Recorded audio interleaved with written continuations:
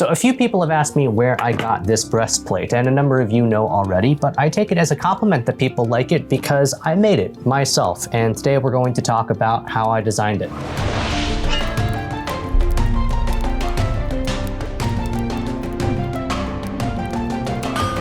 Greetings, adventurers. My name is Kramer. Did you like that new intro? We have Mr. Justin Black to thank for that, and I have a feeling that is not the last thing we're going to see from him on the channel. But today's video is not a tutorial on how to make this armor, because quite frankly, I don't have enough experience as an armorer in order to tell you what to do. I will be going through the steps that I made in order to make this armor, but there are a lot more resources that you should be using if you're trying to make your own, and I have linked the ones that I have personally found helpful in the description. This video is about how I designed this armor, which will be helpful even if you're purchasing armor, not making it, or you're just curious, because it will help you identify what it is that you're looking for and what it is that you're looking at. My design philosophy for this was to eliminate as many of the options out there as possible so that I arrive at the only possible answer. I'm treating it more like a puzzle than just pulling out different elements from the ether. I knew exactly what I wanted, and this is the way that I could make it. So there are 4 questions that we can ask ourselves, and then from there we can start eliminating some of the options, making our lives a little bit easier so we're not trying to pick from everything. What type of armor do you want? What material do you want it to be? What do you want it to look like? You know, the aesthetic. And what functions or features does that armor need to have? And the answers to these questions will vary from person to person, so I'll just go ahead and answer it for the armor that I made, and then we'll see how I did. What type of armor do I want? I want a chest plate and a back plate. What do I want it to be made out of? I want it to be made out of leather, since that is currently the skill that I'm working on. What do I want it to look like? I want it to look like the Ursine armor from the Witcher 3 Wild Hunt. And what features does it need to have? It needs to be hardened. It needs to be thicker than costume grade armor. And I also need to be able to get in and out of it without anybody's help. So how did I do? Well, it is a chest plate, easily enough. It's not a cuirass. According to my definition, I'm open to being corrected. Chest plate only covers the rib cage and the upper chest, whereas a cuirass is meant to cover the entire torso. Keep an eye out if you are looking at designs to make something, or if you're looking to purchase something. Historically, even cuirasses only go to about your waist, and there's a difference between your waist and your hips. My belt here is sitting at my waist, which is above my hip bones. If the armor that you're looking at or that you're looking to make is too long and extends towards your hips, when you go to sit, it's gonna get pushed up into your throat and choke you, so be very careful of that. Material, it's made out of different layers of veg tanned leather. It's a front plate and a back plate that are then stitched together here. The basic structure is formed by 2 4 to 5 ounce pieces of leather, and then I've layered on heavier leather on top of that and then glued it and stitched it on. So there are 2 8 to 9 ounce pieces down here layered over another 8 to 9 ounce piece up here. So where they overlap here in the center, that's about 18 to 20 ounces of leather. And then individually, the layers are 10 to 12 ounces. So not as thick probably as armor totally should be, but hardened. It is going to act much like how real leather armor would. Same thing in the back here. We have the basic plate underneath that's rather thin, 4 to 5 ounces, with the 8 to 9 ounce layered on top, and then 2 rectangles up here. And the reason why there are 2 rectangles rather than covering the entire thing is not a aesthetic choice. It's literally because I didn't have enough leather, and this was the only thing that I could come up with. The breastplate itself does mirror the shape of a rib cage, which is why it comes to a inverse point rather than coming down into a point, because I didn't want anything stabbing me in the diaphragm if I decided to bend over. So I wanted it to look like Geralt's Ursine armor from The Witcher 3, and I think I did a decent job of accomplishing that. It's got these very wide shoulder pieces, which I associate with The Witcher, and it's got the vertical stitch lines going down it as well. But I did have to make some design changes because I'm basing this armor off of a video game. And I'm not a video game character, and my body doesn't act like a video game character's. So the first thing that I needed to change was that Geralt's armor is very wide right here at the front delts and the pecs. It almost goes all the way across his body. And I've seen some other like fantasy reproduction style armors make this same mistake, for lack of a better word, where the arm cutouts aren't deep enough, which means that it's very difficult to close your arms in front of you if the armor is hardened. That's fine if your armor is soft and it will bend with your movements, but this armor won't. The other thing is that Geralt's armor actually opens up and then rebuckles in the front. There are historically some styles of armor that do this. Brigandine is the first one that comes to mind. It buckles in the front and folds. My Gambison does that. But this is plate, and I didn't want to sacrifice the structural integrity of the very front piece of the chest plate that would be taking the most force by having it hinge.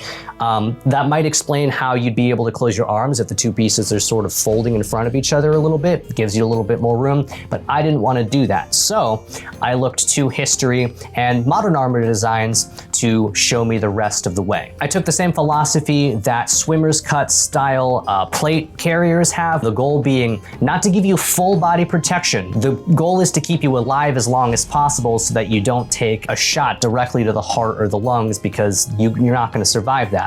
So the goal with a swimmer's cut breastplate, it looks like it doesn't cover a lot, but it covers what it needs to. That is what this does. And historically, it was the same thing. Lots of breastplates have a very deep arm cut so that you can move your arms, and then that gap is actually covered by your pauldrons or your spalders, rather than having the chest plate itself do it. I relied very heavily on a video by Jason Kingsley with Modern History TV, where he was showing off his, I believe, 15th century full harness for jousting, because it was much better than just looking at pictures, in my opinion. I could see exactly what all of the pieces looked like on and off of him and how they all fit together. So Jason, love your work. Thank you so much. So the first tip that I want to give you, if you are doing historical references, is that I have found it's much better to search for a specific year or date than it is just to use the search term medieval. If I search for 15th century armor rather than just medieval armor, I am much more likely to find historical sources rather than reproductions that are just for sale. A more historical design for this would have been to have the chest plate and the back plate be completely separate and then solely attached with pretty thin straps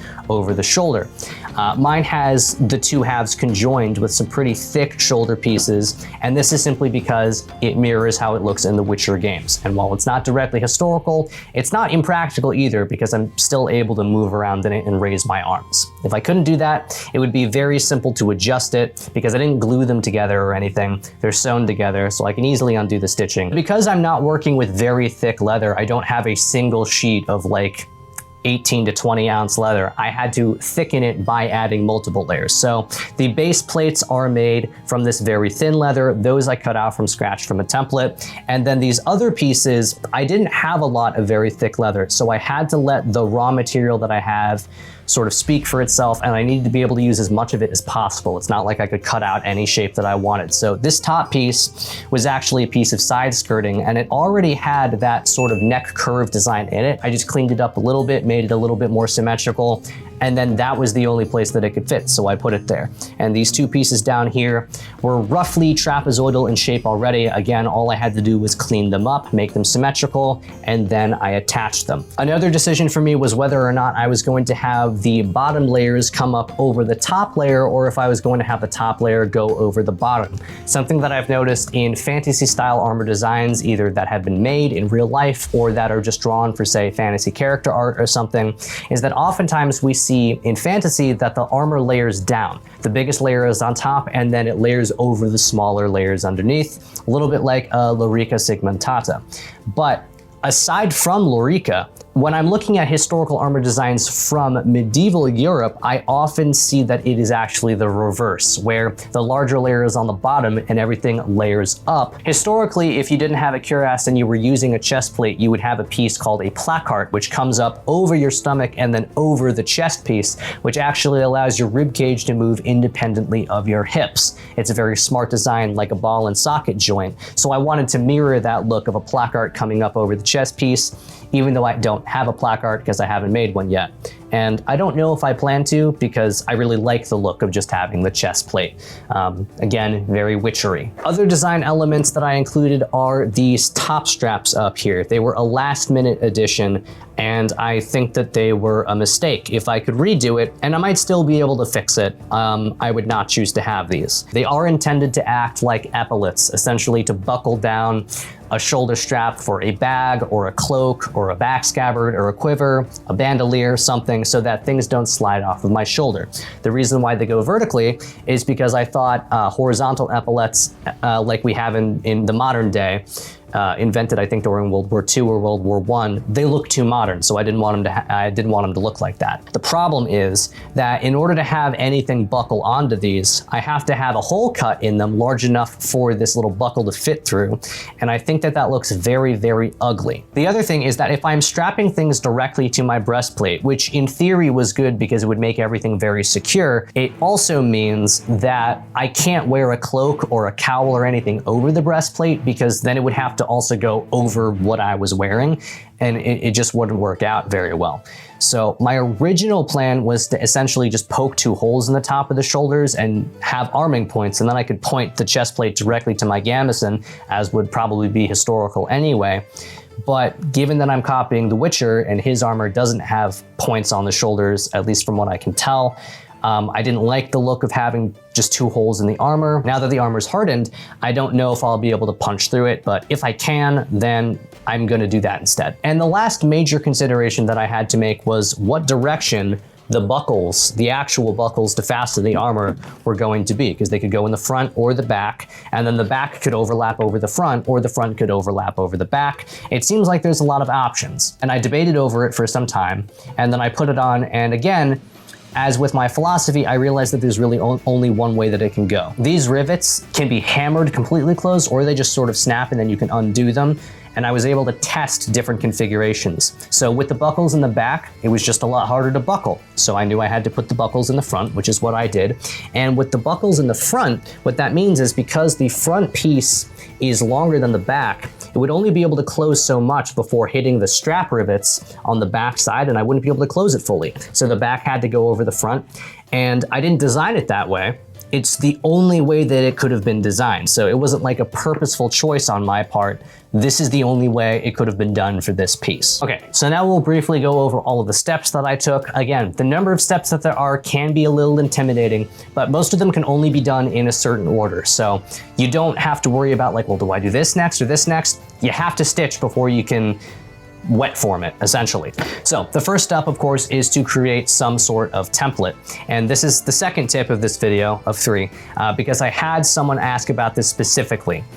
I have personally found it easier to create a template for the front half and the back half separately, and then to have a seam at the shoulder. If you look at the shirt that you're wearing, it is probably also like that. Most garments are 2 halves put together. I have seen some leather armor designs that appear to be one singular piece with a hole cut out for the head. I tried to make a template like that, and the neck area and the shoulder area ended up looking very, very bizarre.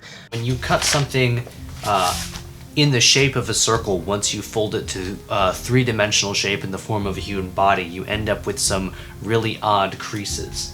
But if you take something that's cut on a diagonal and then you put the 2 pieces together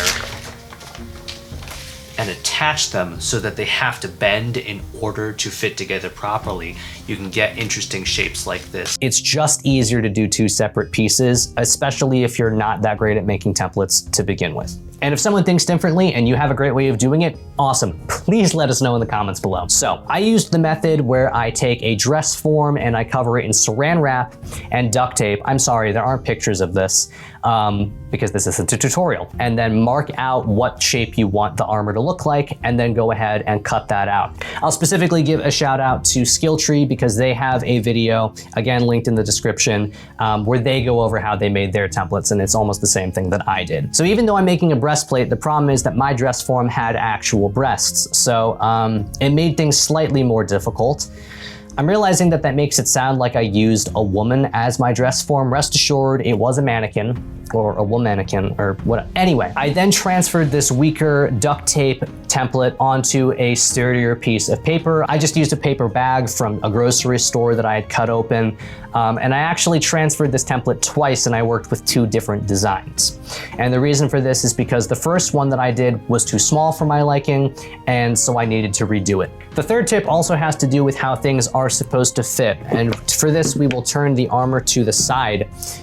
I did not do this correctly, so this is a mistake I made that you can learn from. The front of your armor should be shorter than the back of your armor. In other words, the back should be taller or longer than the front. If we look at it this way, we will see that actually the back armor here looks like it should be the front based off of the ergonomics of it, because your traps and the base of your neck are higher up than your collarbone is. So in order to go over the top there, the back plate needs to be longer. Because I was stitching everything together, I thought that it wouldn't matter. I was wrong, clearly. I'm not mathematically sure why I'm wrong. It should work, but it doesn't. The back looks like it should be the chest. Now, when it's off me, it's very noticeable to me.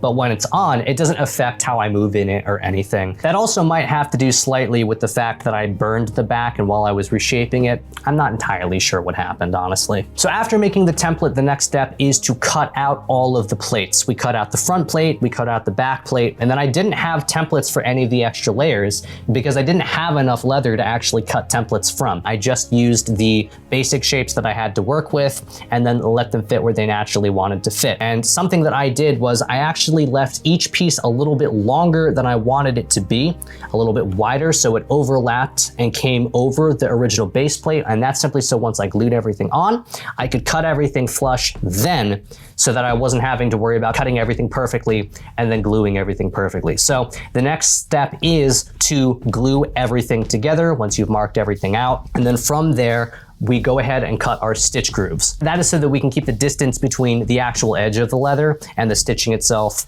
even. So we go ahead and put grooves over every single edge, including the middle ones here. And then from there, we can do our edges. And that means rounding everything over so it's nice and smooth. Next step was to punch the holes for all of the straps and buckles. The reason why they are in threes is because I wanted to disperse that tension as much as possible, because I didn't want to have to deal with doing repairs later. And I just think it looked nicer than having only two. And having one would allow the straps to pivot, and I didn't want that. After that, the front and the back plate are still separate and they're still completely flat. So the next step is to stitch everything together. And the reason why we do this now is because during the wet forming, and especially the baking process, because I hadn't ever baked armor before, I was very concerned that the stitch holes themselves were going to get pulled out of alignment, especially if the glue didn't hold while I was wet forming. So we want to stitch everything first. But because we're dyeing last, because I don't want to put an alcohol-based dye in the oven, that means that we're going to be dyeing our stitches. A later step, if you wanted to have nice, clean white stitch lines, could be to remove all of the stitches you did as the last step and then restitch everything. But I just wanted to be done. So while we're stitching, this is going to take several hours, over the course of which we break several needles. I stab myself under the thumbnail repeatedly and then proceed to bleed my own blood on my armor. Nobody makes me bleed my own blood. It's all fine. We stitch everything together. We stitch all of the plates on, and then we stitch the front to the back with the addition of the shoulder plates as well, which hold everything on. We don't do any of the rivets yet though, because those are hard to undo. Stitching is always fine if you make a mistake. It's fine to stitch first, riveting we save for last.